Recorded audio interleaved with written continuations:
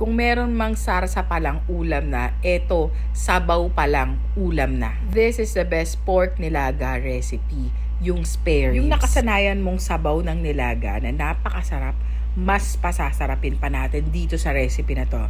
Let's begin. Special ribs, pakukulaan sa water na may salt and pepper and yung sibuyas na quartered. Ang una mong hihiwain sa gulay is yung kalabasa. Medyo matigas to, kaya ang ginawa ko, hiniwa ko muna siya ng maliliit, saka ako binalatan at tinanggal yung mga buto para mas madali lang yung process. Yung size naman nito, depende sa'yo kung gusto mo malaki or maliit. Medyo lakihan mo na lang kasi mamaya isasama natin sa pakulo para buo-buo pa rin siya, hindi siya sumama sa sabaw. Once done, of course, hugasan na mabuti. Tapos sunod na natin yung ibang gulay. Maraming gulay to.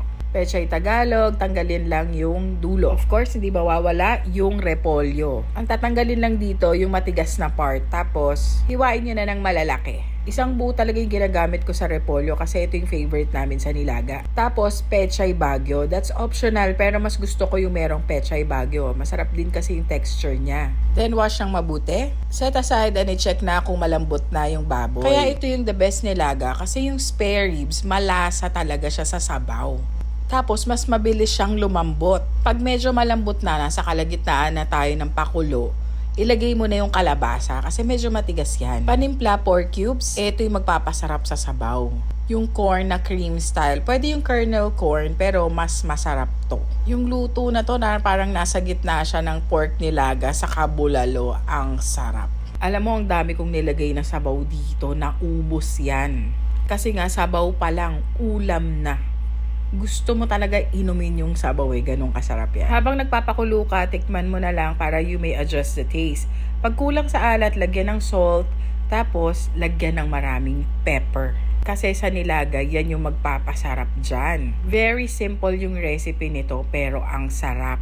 Basic ingredients lang yung ginamit, pero ito yung mga klase ng ulam na hahanap-hanapin mo. It's the kind of recipe that you will feel at home. Malalaman mo na malambot na yan pag humihiwalay na or umuurong na yung laman dun sa buto. Pag okay ka na sa lambot ng laman, you may add your veggies. Yung leafy veggies naman, madali lang yan maluto. So, sandali na lang matatapos ka na. Depende na rin sa'yo kung ano yung gusto mo, yung lutong-luto or yung half-cook. Dito sa bahay, gusto nila yung medyo luto. Hindi malata, hindi rin half-cook. Ikaw, ano ba yung gusto mo? Pag tumingkad na yung kulay niyan, luto na yan. Serve nyo na lang kaagad kasi maluluto pa yan dahil dun sa init ng sabaw. Kaya magsaing ka na agad habang nagpapakulo ka ha, kasi ang sarap nito sa kanin. Ito luto na to, kaya nagre-ready na ako ng sausawan. Anong sausawan yung ginagamit mo dito? Yung nilaga, masarap na siya on its own. Pero syempre, tayong mga Pinoy, laging merong sausawan on the side. Patis, kalamansi, at sili. Lalo na pag merong may sakit, may ubo, may sipon, ay ang sarap nito. Comfort food talaga ng mga Pinoy itong pork nilaga. Pag niluto mo to every week, ito yung kakainin nyo. Parang kami, ganun din yung ginagawa namin. Syempre, as always, para mas appetizing, i-plating nyo ng maganda. You may top this with leeks. Itong leeks, hindi lang siya pampaganda kasi pampasarap siya. Masarap yung lasa niya. Perfect sa nilaga. Ito yung type ng ulam na niluluto mo pa lang, nakaabang na yung mga kanin dyan sa may gilid. Kaya ready mo na yung lamesa mo, talagang masaya ang kainan nyo ngayon. Dito yung gulay kakainin ng kids, yung kalabasa, durugin mo dun sa kanin. Tapos ay, kahit matanda, kala mo baby kumakain ng mash na kalabasa. Ganon, yun lang.